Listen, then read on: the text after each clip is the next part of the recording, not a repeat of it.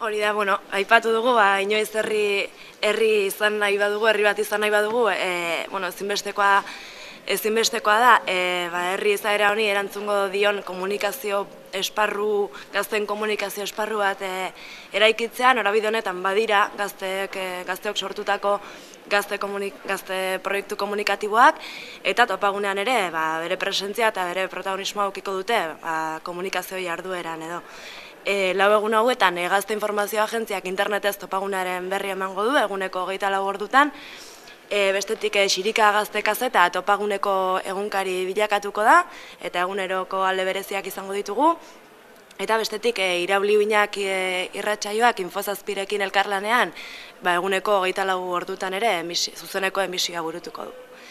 Eta modu honetan gazteok gazteontzat sortutako komunikazio proiektuen bidez 4 haizetara zabalduko dugu gazte topagunearen berri, eta nola ez gazteriari parte hartze zuzena eskainiko diogu komunikazio lan honetan ere.